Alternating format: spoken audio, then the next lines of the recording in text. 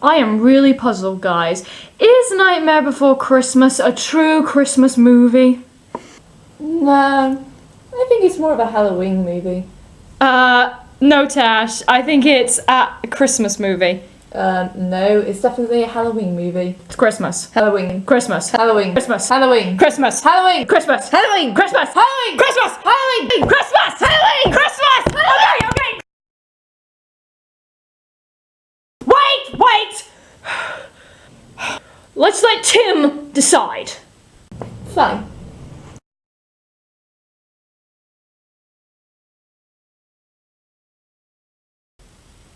Okay, so first time experiences. Well, okay, this is gonna sound weird.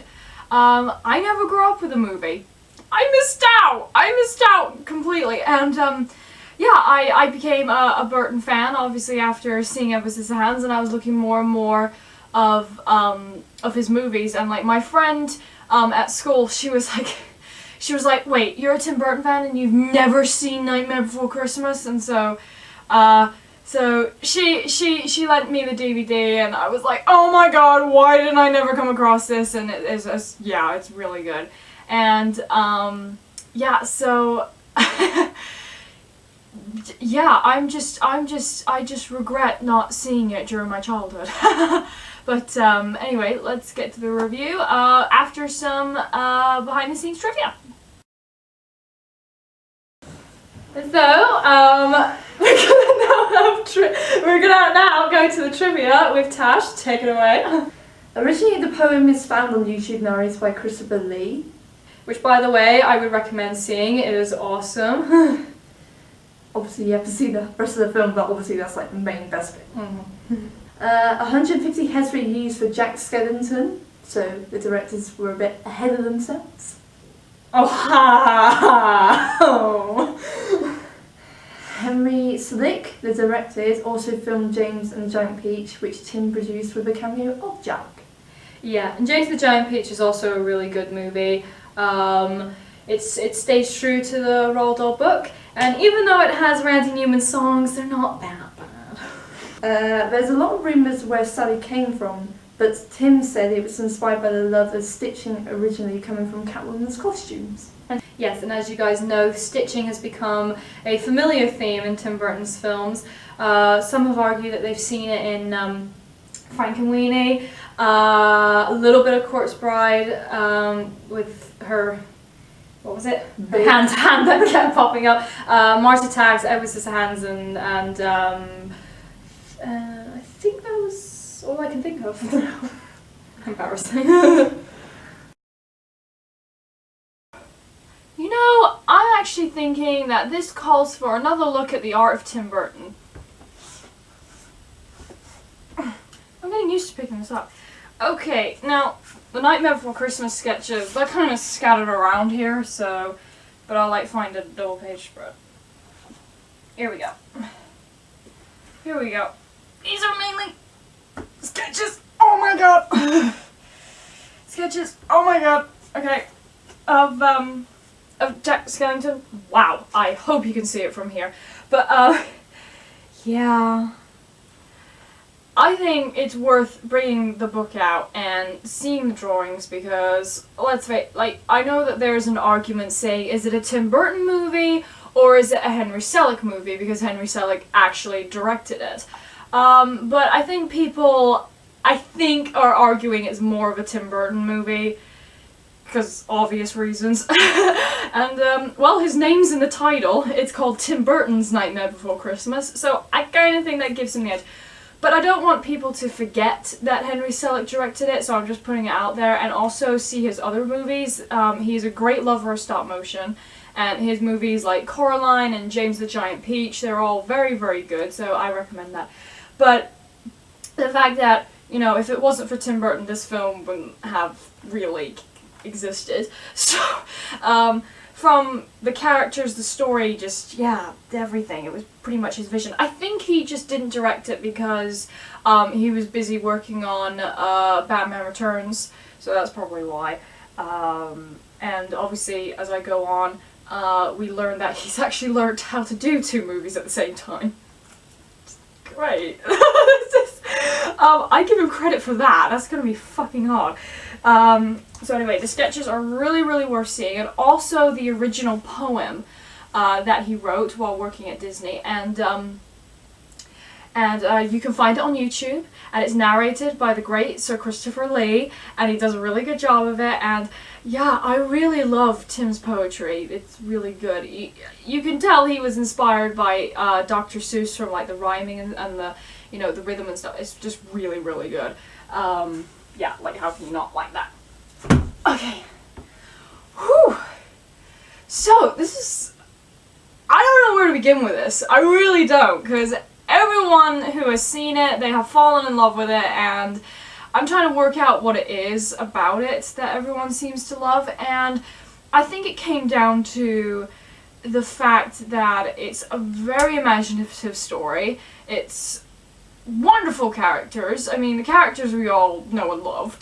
You know, how can you not like Jack? You know, even people who are like, you know, not crazy about the movie, they always say that they love Jack. That's the main thing. So let's talk about Jack Skellington, because honestly, yeah, he's a great character. I think what people get behind Jack is that, you know, again, this is a great testament to what Tim does. Like, he takes, like, these characters that you think, you know, in other movies they would make him, like, really scary and terrifying, you just want nothing to do with him. But Jack comes out and he's just so likable, like, right at the beginning, and you understand why he's searching for something new, and his passion. And I think his passion and optimism is what drives the story, and I think that's what people kind of get behind it, and they sort of have this really, really positive feeling when watching it. Oh, it makes you it makes you turn into a little kid again. So, yeah, and, you know, it's like, you know, even though he's causing chaos, like, during Christmas Eve, like, he doesn't realize it. It's sweet, it's innocent, and, you know, and just his enthusiasm, you just go along with it, and you understand that he's trying to make a great Christmas and everything, and, you know, and I think, to me, what makes it great for a Christmas movie is the fact that you, that when he comes to Christmas Town and he sings What's This, great song, I will get to the songs in a minute, that, you know, it's sort of, what I love about it is that every time I watch it, it makes me realize, like, why we love Christmas in the first place. I mean, everything he's describing in the song, it's like, yeah, we love it! So it makes me, so it reminds me of, you know, how much I love Christmas, and, you know, how much it's really good. But it also reminds me how much I love Halloween, from the other characters and the sort of world that they live in, and it's great. Yeah, I'm just smiling all over it. It's crazy. So, okay, let's have other characters. Sally. Yes, Sally. I really love her character. I think she was sort of a kind of grounding kind of character. She sort of gave the sort of, you know, she was pretty much the most supportive character, and, you know, again, the idea of stitching I absolutely love, and I love her song, and yeah, she's the great character. You know, I love the Oogie Boogie. The Oogie Boogie song is probably one of my favorites from the movie, and I still remember Danny Elfman singing it at Royal Albert Hall, and I remember, like, yeah, the music came on, we knew what song was coming, and everyone was like, yes! You know, and it was like, you know, so that's so great, and just all these characters, they're just so creative, and they're just, oh, yay! And I think I just appreciate it because it came from, you know, it was the fact that, you know, even though Tim didn't exactly do well at Disney, well-ish, that they're letting him really, really bring his creations to life, and it's really great in the way that he would want to, which is stop motion. So, let's get on to the stop motion. The stop motion, just, wow, just, you know, it's so good to look at. You know, it's absolutely wonderful, and I love that each world is very, very. I love how like Halloween Town is very sort of black and white and a bit of orange and things like that and green and then suddenly you're at Christmas time and Christmas Town and it's all colorful. It's kind of like the Wizard of Oz kind of mechanic, so it's really good. So you can completely understand why Jack will fall in love with it. Yeah, the world that they created and like it's hard to put into words. Okay, let's see. Okay, how about the story? Okay, the story, a lot of people kind of criticize the fact that it might be a bit too simple, but sometimes I think it's great that we love simple, and I think it's still a great story. I mean, I love the fact that we've got two holidays merging together and, that idea. So, we're still debating, is it a Christmas movie or is it a Halloween movie? Both, probably. That's great. And, it's just the idea that, and the thing that I love about it, particularly for a kids movie, is that, or family movie, shall we say, it has a great message and a bit of a realistic message on the fact that sometimes some things don't work out the way you want to. Sometimes you can try hard and you don't succeed. Sometimes it happens, it's a hard lesson to learn. But they do it in a way that, they remind Jack that, hey, stick to what you're best at. It's not a bad message. It's just saying, there are some things that people do find hard and they can't succeed. But, if you are good at something, stick and you love it, do stick with it because it's really, really good. And you can always bring something to it, and so, it's not just that, Jack realizes that he belongs in Halloween and that, he finally gets with Sally, so, it's like, it's a really happy ending.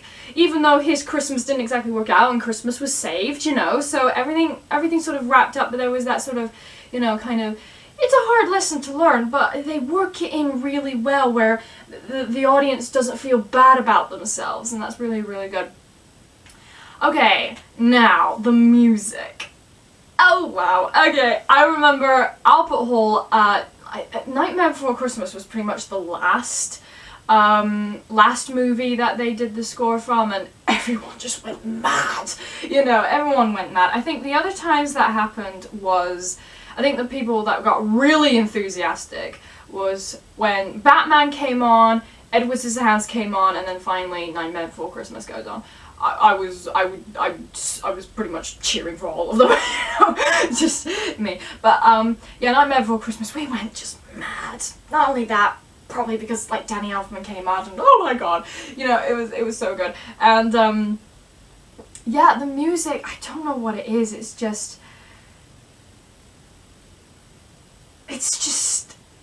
it does, I don't imagine it another way other than a musical. It's kind of like, it is one of those stories that, it helps sort of enhance the story much more, make it a bit more entertaining and stuff like that, and it's kind of, they explain how the characters are feeling and it drives the story forward. That is what musicals have to do. They do it really, really well. And I think, yeah, like I said, it enhances the story, because I remember watching the documentary for it, and like Tim and Danny, they were kind of like, yeah, how are we gonna make this like a full-length feature? And like Danny just came up with these songs, and he was like, yeah, Tim, what happens next? And I was like, okay, this happens. I was like, write a song about that. Okay, this happens in the story, write a song about that, and it just flowed after that. So I don't think it could have been any other way. Personal favourite songs, I already mentioned that I really love the Oogie Boogie song, Kidnap the Santa Claus, and I do like that they call him Santa Claus. So cute. Sally's song I already mentioned, I just love all of them. This Is Halloween, they're all just amazing. They're all amazing, and I don't really know what else to say. Anyone who's seen it knows just how good it is, and I think one of the things that I appreciate about it is that not only do people, usually this is the film that kind of introduces people to Tim's world. I think the other one, a lot of people say they were introduced to by Edward Scissorhands and Beetlejuice, and what was the other one? I can't remember. But at the same time, I'm glad that people really appreciate this movie, and it's not just the movie, but his artwork and his storytelling, you know. So this is a really personal project of his. I'm glad that this story finally came to the screen, and I'm even more thankful that it's become a holiday classic. I'm really glad about that. It is a true holiday classic, either Halloween or Christmas, you know.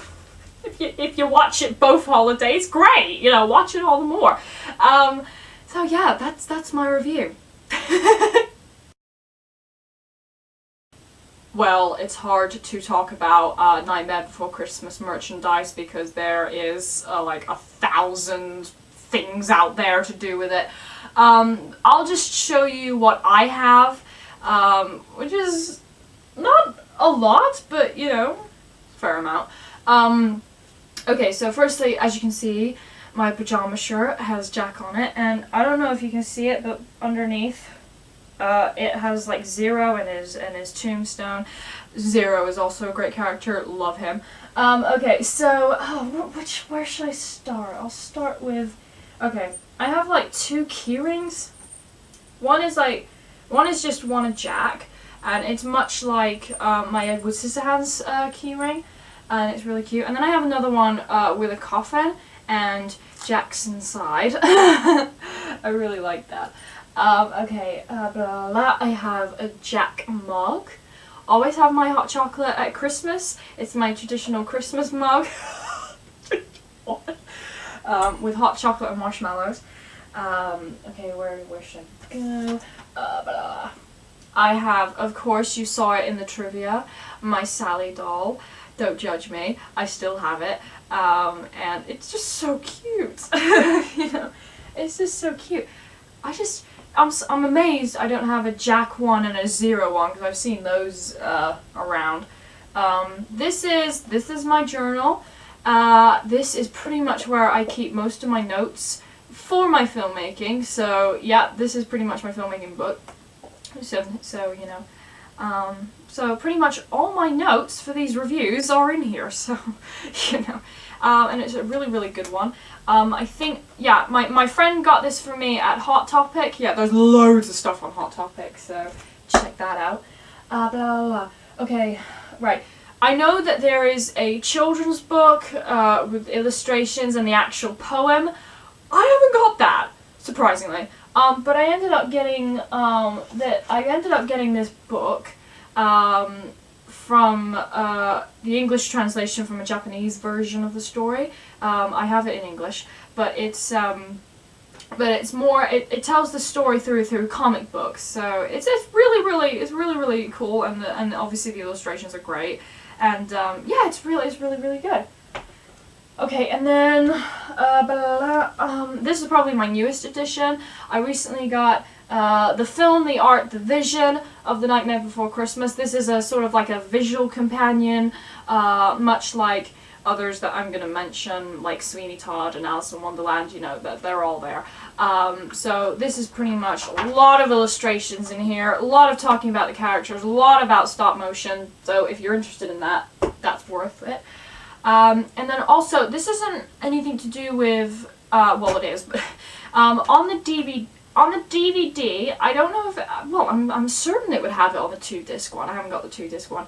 But, yeah, so on the DVD of Nightmare Before Christmas, it has both Tim Burton's shorts that he did when he was at Disney, which pretty much launched his career, and, you know, it called Vincent, and the live-action Frankenweenie. They're both really good, so if you have the DVD, check them out. They're really good. You know, and it's great, especially like if you're a fan of the stop-motion Frankenweenie. It's interesting to see the short there, and of course Vincent, another great poem written by Tim, and also it's Vincent Price narrating it. You know, that's score there. So yeah, those are all the ones that I have. I hope that you've enjoyed this review, and I'm glad that I didn't get too overexcited over this. But I know what's going through your mind. Is Nightmare Before Christmas more Halloween or more Christmas? Well, it turns out we might actually have an answer for it. if you look at the Mark Kermode's interview with Tim Burton on Big Eyes, they end up talking about Christmas, and he kind of hints which one it is. If you don't want to know, fair enough, but if you're really desperate to know, that's the interview to go for. So, yeah. I will see you guys in the next review. Bye!